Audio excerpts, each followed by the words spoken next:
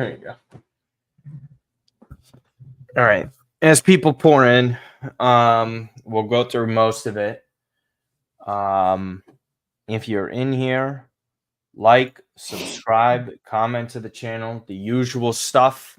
There's 12 of you so far. So I basically missed a good amount of that first half outside of like 15 minutes or so. So I won't be able to comment too much on that. I'll let you take that away, Mr. Santangelo. So, I mean, coming into this, we knew what the lineup was going to be for the most part. So Simic doesn't end up getting that start. Florenzi goes out wide to the left back position. We have Teo play at center back, who he put in a very good shift today. Yeah. So very happy with that. I thought overall really good performance from him, sending in that cross to Jovic as well on that third goal for Tomori to get that. But yeah, talk about that first half. What did you see from Milan that you liked, didn't like too much? Obviously, didn't really do much from what I understand outside of the Jovic goal. Yeah, I mean, it felt like the first 25 to 30 minutes were kind of like the Fiorentina game. I mean, Chukwueze, Pulisic, got on the ball a decent amount, but really wasn't anything, significant being, created or stirred up for, Jovic to even get an opportunity. Of course, I jokingly tweeted that he had 7 touches in the first 33 minutes, and then lo and behold, he gets a goal, and then later on in the match, he gets an assist to Fikayo Tomori, right? So kudos to him. I mean, it's about time. We needed him to deliver something. He gave us a goal and assist. Hopefully it's the beginning of something very good here as far as form goes, because we're going to be needing him. You saw Camarda at the end of the game. Saw people joking about his lack of wheels because he had the ball into space. He kind of pulled down the defender. Defender pulled him. Whatever, he didn't get the opportunity to get a goal on or a shot on target. But getting back to the first half, it was kind of like what we've been seeing, in recent games from Milan, like not really able to stir up a real significant chance. Kind of just moving the ball around. It was really slow paced. You see people joking that it was like a snooze fest, and then we get the breakthrough. A really good opportunity from Luka Jovic. Chukwueze crosses the ball, kind of bounces around, and then Jovic gets a volley goal. And hopefully that's, a sign of things to come. But like at the end of the day, 3-1, as we have, laid out here in the little header. We needed it. I don't care how they come at this point. If they're ugly, we'll take them. 3-1. Would have loved the clean sheet, but of course we had to give Brescianini his goal in his return against Milan. Hey, yeah, that's what I'm saying. Like literally, if you could have like drawn up the one player, you're okay with it, because now, like either way, like I know Milan, the team itself, the squad that we put out there doesn't look good, but Milan looked good because Brescianini scored a goal in Serie A against the top 4 side. So I guess we could say that that's kind of the silver lining with it. Listen, you're right with the Jovic thing. I tweeted it out as well, especially after he got the assist. Listen, these are the games you're paid to step up for. And when I was critiquing him last week, where he's struggling and not finishing that opportunity against Fiorentina, what can you do against a side like Frosinone? Like, I'm sure he'll even get minutes depending on what Okafor's situation is like. They have Salernitana coming up and sides like that as well in December. So with him, you need him to step up. I thought he was really solid today, from what I saw in the second half. Even if it's not a complete performance on the pitch, literally just produce. And he produced. And I have nothing poor to say about him. So great. Like, great job by him. Even gets a little bit of a rest. We got to see the Camarda cameo. But my goodness, by the way, our guy, Christian Pulisic, this pass from Mike Maignan was absolutely phenomenal. And I think the first touch by Christian was even better. Just to have that control underneath him. And there was a lot of guys tugging on his back right near him. So like even the slightest wrong touch in that moment, that does not end up a goal. But yeah, for Pulisic to score that was great. He has the most open play goals on the team this year. Giroud obviously scoring the penalties. But Pulisic, again, this is what we talked about over the summer. Left wing, right wing, centrally. This guy can play anywhere. He's simply the greatest American player of all time for moments like this. There has never been someone with this sort of quality that we've seen, especially be produced. I love how we have the Saj thing there. I misclicked. But go and follow him and listen to yesterday's episode if you guys have not already. But yeah, Matt, I mean, listen, everybody's stepping up, producing. This was a key one. Again, like you said, don't care how it happens. 3 points are a must. We saw Juve and Lazio already win. These are top 4 types of competitors with that. So we'll see. I'm not sure what was the other match today. It was okay. So Genoa Empoli. We'll see what tomorrow's slate is. But just talk about the Pulisic goal real quick. So Napoli Inter tomorrow. Sassuolo Roma. We'll see if Roma slip up there. That's definitely a possibility. But that I already see Mourinho talking smack about Berardi. But again, that goal. I mean, awesome, right? We've been talking about Pulisic being, primarily has no hat on today. Yeah, I got like a little man bun thing going on here. Sometimes I kind of surprise you guys. I might surprise you one day with no beard and a David Beckham buzz cut, but we'll see. Hopefully soon.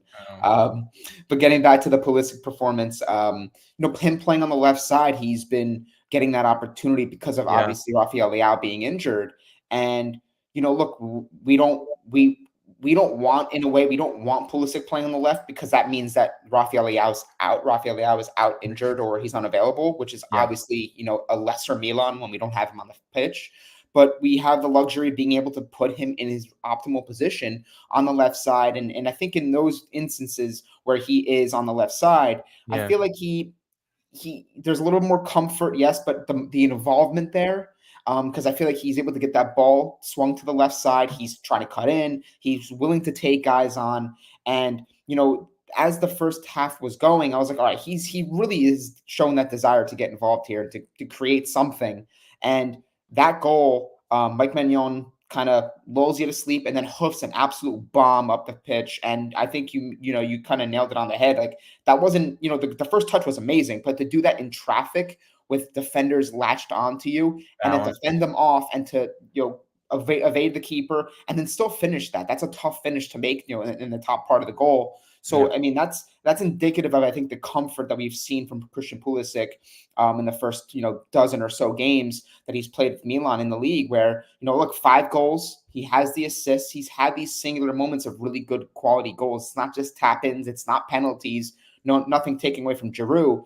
But the way he's scoring a lot of these goals, I mean, the couple goals he had on match day 1, right? And again, against Torino, he's doing it in such a different way. He's showing comfort. He's showing the connection with the attack. So a great goal. I mean, there's really nothing more to add on to that. I know the Americans are probably going to flood into this the comments and stuff, but it's just great to see an American thriving at Milan. And I thought even Yunus Musa, I know maybe not having the same type of success from a shooting standpoint, because I know that people were saying he needs to stop shooting. He's not a goal scorer, but I think he had a pretty good game in this one. And I think he's a player that, we've seen his progression. We've seen his maturity and growth in this side. So a good day for the Americans and a good day for Milan.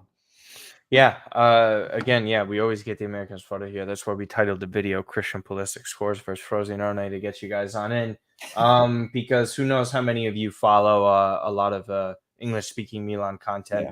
We like the work that we do here, obviously, but Sempre Milan as well does a great job. Excuse me, Milan Weekly Podcast is another great YouTube channel as well, English-speaking. So definitely check those out if you have not already. Like up the video, subscribe to the YouTube channel on our path to 4,000 subscribers, hopefully more. Listen, even with that, then we get a Tomori goal. So good for him. He's honestly been, I think, our most consistent performer all season long. I think a lot outside of the Roma match, I think this is a player that has been consistently the guy to point towards, that you say, he was here, he showed up, he produced, he did his job, and even in certain matches going above and beyond. I think kudos to him. We see Camarda come on again. This was not surprising at all. We see him, what was that? I think it was around the 83rd or 84th minute that he gets his opportunity. It was ample time, perfect opportunity, a match in which Milan are up by a couple of goals and Frosinone really didn't have much in terms of creation towards the end of this. Every now and then, maybe somewhat close. But again, it was a yellow card. Obviously, the pace and power in a full-on sprint at this level isn't going to fully be there just yet at his age. And that's not one of his overall top qualities. That's what we've kind of been saying. He's more of actually an intelligent player than some would like to believe, especially at that age. I think you have to be.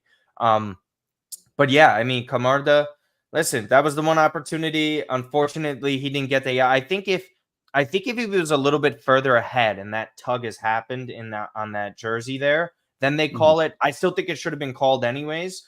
But just like the kind of way that it went down, it was kind of like a subtle pull. And he didn't really have the advantage, and then he falls on top of the player. Unfortunately, it did not end up in a highlight moment there.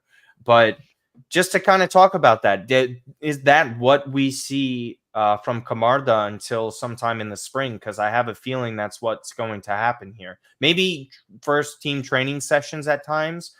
He was obviously suspended. If you guys didn't know, with the UEFA Youth League, he got a red card against PSG, so that's why he wasn't featuring in that one. But yeah, I mean, I think that might be the last we see of him for a little bit. Kush as well. Probably. Yes, thank you. Yes, Kush does a great job. Thank you. Yeah, probably. I mean, I think if look, Giroud is his suspension league wise is done, so we'll probably see him starting in the next game, assuming everything goes according to plan and barring any injuries, because we always have to preface that, right? Mm. But yeah, and I think if Jovic can catch fire and maybe pick up wind, I mean, just real quick, how awesome would it be if Jovic has like a second half Rebic type season where he gets like seven, Oh, 8 goals, and mm, it's like please, please, wishful thinking, but please. By all we've means, seen it, Jovic, right? be my guest. We've seen it happen. So slow start, and then Rebic had some great finishes to his seasons in the past. So maybe something like that with Jovic. But Tomori wasn't even the best center back today. I think Teo was actually the better center back, if I'm being honest. Mm-hmm. And Tomori almost gave away a goal. He like sort Oh of yeah, lost I his saw eyes, that. I slipped saw up, that chance in the first half. Good lord. and Magnon, try to chip the keeper, and Magnon, bailed him out. And look, I that was a moment where I thought, like, here we go, like we're going to give away a cheap goal, they're going to score, and now we're going to be behind the 8 ball, right? But Magnon, credit to him, credit to the defense. This was a collective effort. When you have as many injuries as Milan has, and even suspensions, Giroud, right? Bennacer comes back, but like he still needs to kind of get his pace of play back and the ball under his feet and get that comfort level again, because he's been out for so many months.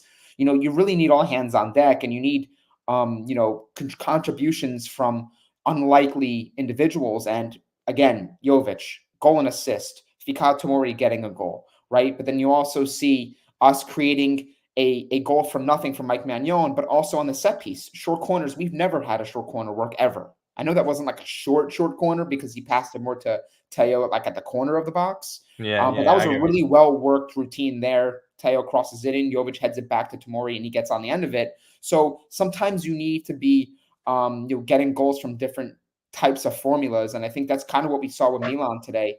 Look, at the end of the day, we're probably going to have to continue to rely on like a Teo in the back with Tomori type of formula. It's not ideal.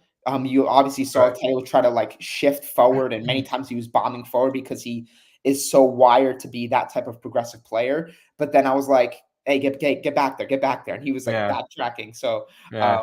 all in all, good performance. I liked what I saw from several different players that maybe we didn't expect too much from in this game, and given their positions, given the dire situation. But 3-1 is a phenomenal result for us, given what we're currently going through. Yeah, definitely. And another positive, our guy Bennacer returns. We already saw a comment saying, we answered this yesterday actually on the Mm. podcast. So go and check it out, like I said. But it was the ideal midfield three, and all of us were in unison saying Reinders, Bennacer, Loftus Cheek if you keep a midfield three. Again, it's just nice to see him get some minutes under his feet. Warm reception, just obviously. just healthy, man. Like it's just he's such a game changing midfielder. Even when we had that midfield three of Kessie, Tonali, and Bennacer, I thought on their day Benacer's the best. He truly is just a magnificent player. He's just one of my favorites. I just hope like that's the last major injury we see of him. I hope, but listen, there is no doubt in my mind that when a player like this is available and you can have him consistently on the team sheet, he completely changes the dynamic not only of your team but your midfield. And when you have something like that, it allows for someone like Musa to be a super sub off Mhm. the bench because he's Yeah. just been quality, It man. shifts it shifts everybody down. Pobega's what, your sixth or seventh And and midfielder? and and that's a joy. We see Adley come on today too. One of the Adley was just like more or less pedestrian. I don't think it's one of those matches. I will say Chukwueze, I think he did if I'm a positive type of person, right, I would say he did a decent job of sending in a dangerous ball when Jovic scored the goal, even though it really wasn't an assist. But I just see too much sloppiness from him. Real kind of just losing way too many ground duels. I think he lost the most in the match. It was around 8 or 9. That's just far too many. Have to hold on to the ball. But again, Benny returning, your thoughts? Refreshing. We all know how impactful he was in the Scudetto winning season, and even the years after, where we've seen Kessie leave, we've seen Tonali leave, right? Yeah. Like this is the situation now where we're seeing Bennacer post Tonali, post Kessie now, and he's is considered the more veteran player in this midfield from a experience at the club standpoint. Obviously Barbara off this cheek has experience at Chelsea, and he's older. But Bennacer is one of those last guys that were the core pillars of that Scudetto winning season. And really, since we started this whole, trajectory on the upwards for Milan, right, in 2019 when we brought him in. So he's one of the last remaining guys of that summer market. And, I think you're absolutely right. On his day, I think the impact he provides felt the most. He's such an intelligent player, but there's that sort of shiftiness, elusive nature to his game, where I think he's able to get out of pressure. He's able to spray the ball around. He can do a lot of different things for you. Can play in a couple different midfield assignments for you based on what the game is calling for. And I think, if we're able to get him up to speed, maybe even over the next month, I think it's still going to take a lot of time. It just really broadens the type of midfield depth that we hoped we were having when we came into the season, where you're looking at 5 to 6 midfielders that you could say on a given day you feel comfortable with, right? I mean, Loftus-Cheek, Reinders, in no order, Adley, Musa, Bennacer, Krunic as like your sixth guy. I think right? And then Pobega's your last guy, right? So I think if you're able to get Bennacer back to somewhat the same form and heights that he had, a couple of years ago and even pre-injury, I think it's such a luxury in that midfield. And I think really Milan can do a lot more from a dynamic standpoint to control games through the midfield with him in there. One of the best midfielders in Serie A when healthy. Obviously just not healthy enough the past couple of seasons to warrant those type of comments. Again, I would say depending on his health, we'll see. By the way, man of the match poll is up right now, so go ahead and vote, guys. Again, like up the video. We have 72 of you in here. We should at least be getting to halfway on the likes if you guys are capable of doing so. So like it up, subscribe if you haven't. Listen, it's with this, I hope he's just healthy enough and proves enough quality that someone like Krunic could be sold come January. Yeah. Seriously. And it's not because I want him sold. I just want funds in. And I think you have to take advantage of certain situations. And the best opportunity for this club right now, you have to sell Krunic. We've basically done so much without him this season. Listen, we're teetering on qualification for the Champions League, right? For the knockout stages. But this club is still top 3 in Serie A. And again, I know people wanted to be doomsday, but I said this yesterday, and I keep saying it. I'm going to double down on it. This team is still going to finish top 4, whether or not it's competing for the title. In my opinion, we're not going to. But we're 4 points off the top with Juve. We lost their head-to-head when we got a red card so early on in the match. It's not like they were leaps and bounds above us. I truly think this league is Inter. Like a couple of teams like Napoli, we give credit to Juve because they're getting the results, but it's really kind of Juve, Milan, and Napoli in that tier below Inter, in my opinion. I know Juve got their result, whatever. We'll see how they do. To me, I don't see how these other sides are a threat. 8 points up on Roma with a game in hand. There's Bologna. There's Atalanta. We already beaten Fiorentina. You're already 9 up on Lazio, who have the same amount of games played. Like I don't see why people think that this league has so much more quality than it does this year. In Serie A, they're really not. And to be honest with you, I think that's what gives Milan a much easier path. And mind you, if we finish 4th, there's a real different conversation to be had of where they could finish in Serie A. Again, I'm not saying I still don't think head-to-head we're better than Inter. I think Inter would need to obviously slip up in the league. But I don't know how people could sit there and say, with all these absences, the drama around the club, there was 3 points today. It was a really good performance. You have to give credit to the guys. I thought it was great. You can't expect too much else. But and again, one of Inter and Napoli drop points tomorrow, or if not both, with a draw. So it's a positive week for Milan, and that's what matters. I think, look, I think the way we stack up against some of the top sides in Serie A is difficult to say because we haven't had really at any moment this season where we've had our best 11 or our strongest 15, right? Our 11 plus the first names off the bench to come into games.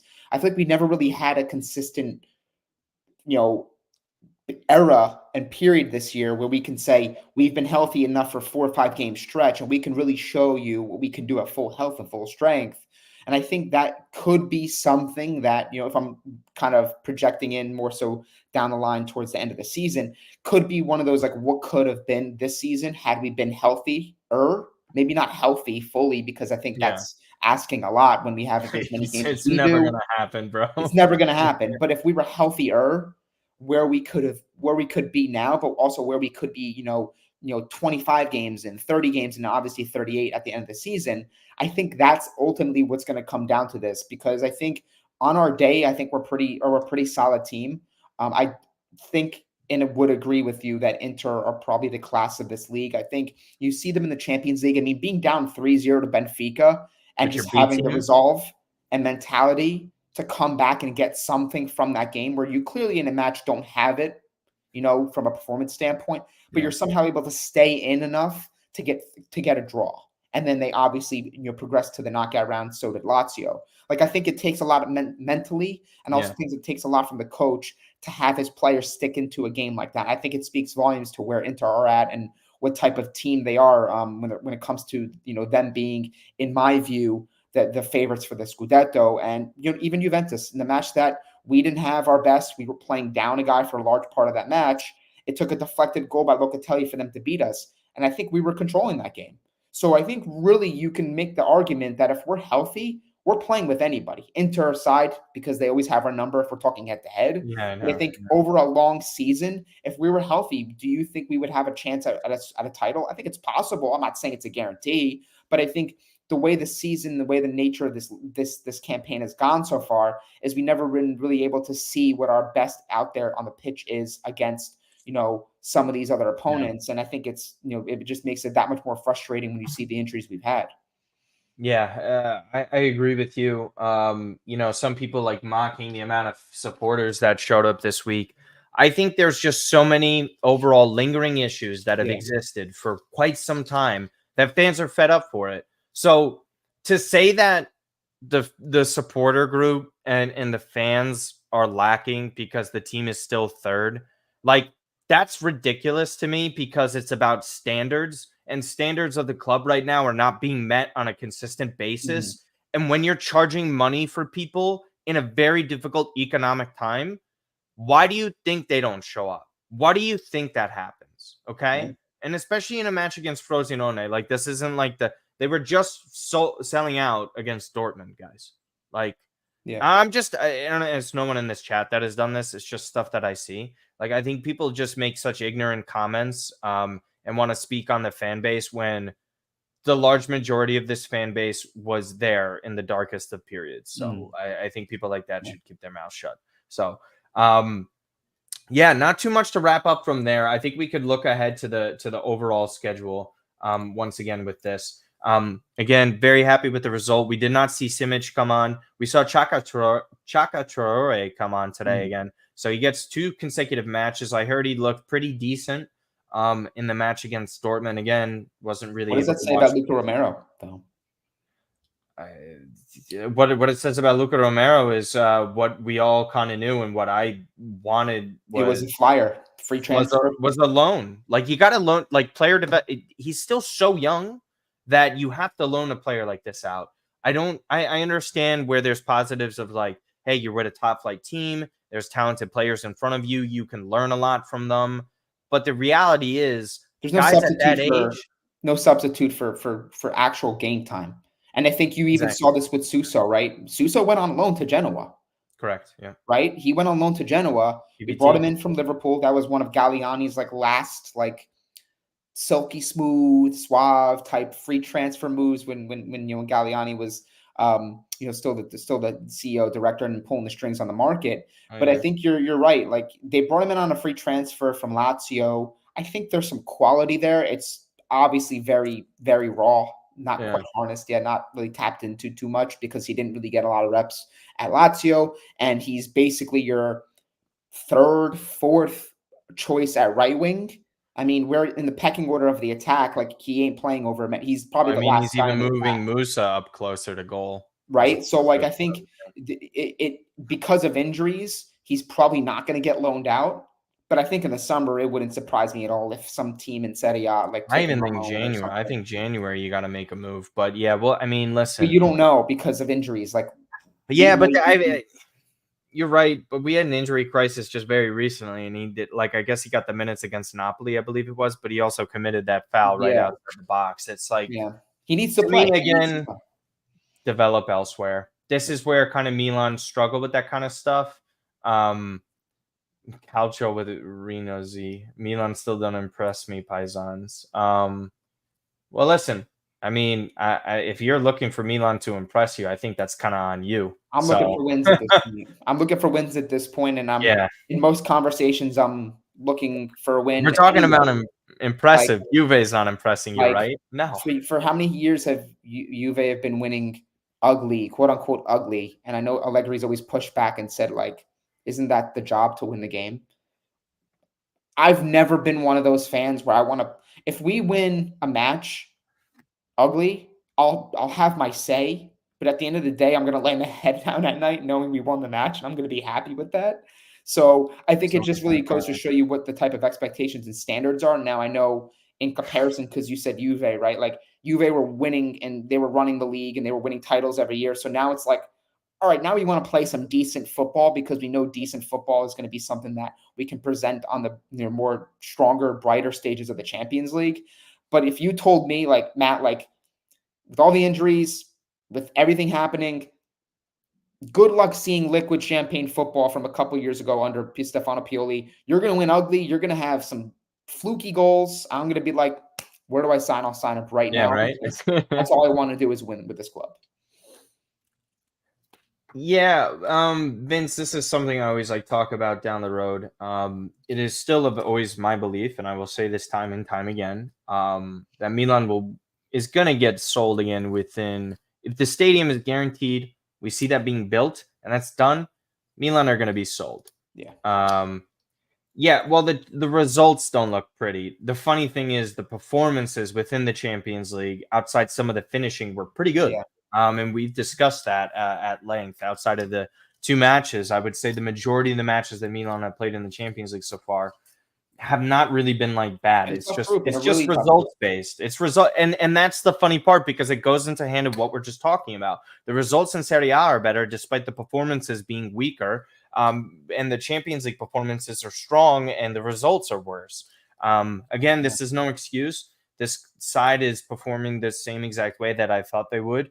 Pretty much a shoo-in for top four, and if they get anything else, it would be a pleasant surprise for me. I think Champions League though is a disappointment. I think they should have been a team that should have been winning the group.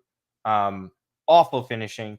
Not really surprised by that. We'll see what happens. They're linked to Core Adams come January, who I believe is the Montpellier striker. So we'll see what happens there. That price range has been around the 20 millions. So that's something I definitely see Milan being in the mix for, but definitely not something in the Jonathan David range, like we've mentioned. It's going to have to be a lower cost move. We'll see what happens with that.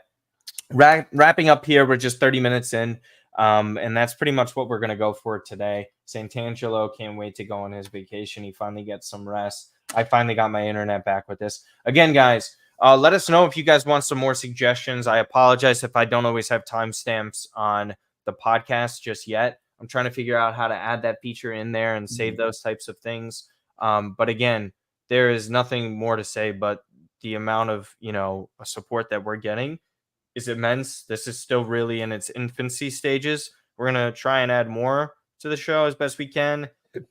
better background, I would say. But if you guys enjoyed Saj as a guest, I hope you did. We loved him coming on and giving us a great performance. Everybody loved it. Finally got to hear his voice.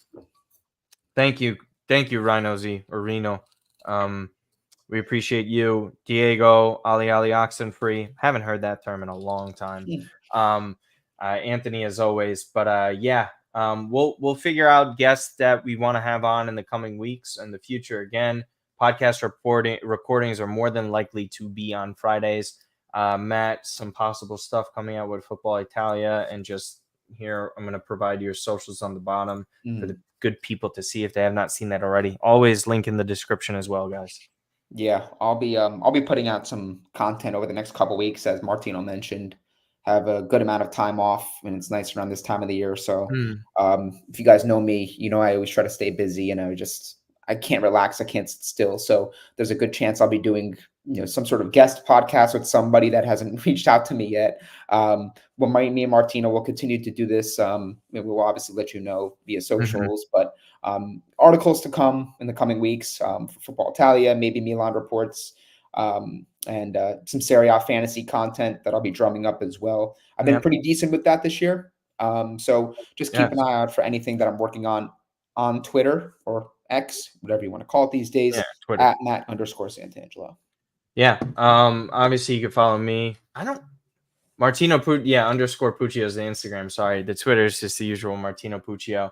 Again, obviously different type of schedule, Sempre Milan content up as usual. Again, with my current schedule, you won't be seeing too much during the weekdays. And I apologize, but again, I will try and edit as much as I can. We really appreciate all of you. I don't think there's much left to say. Man of the match poll, we'll wrap that up real quick. It's Pulisic by an overwhelming amount. He wins with 64%, Jovic at 24%, Teo at 9%, and Magnan with 4%. Again, Milan pick up 3 points. That's all that matters. That Milan podcast, follow, subscribe to us on Spotify. Again, watch as much as you can. The watch time helps us. Like, the comments, literally every single thing that you do and interact on YouTube helps us. And again, if you love us on Spotify, please give us 5 stars. Same goes for Apple. Other than that, we're going to be heading out. You guys enjoy your weekends. There's a couple more comments I just want to get to. Everyone just saying thank you. Thank you, David, again, as always. Thank you, David. I'm pretty sure I saw others in here, Vince Mancini, Hi Mats, and all that. So again, guys, we appreciate it. Other than that, take care. See you.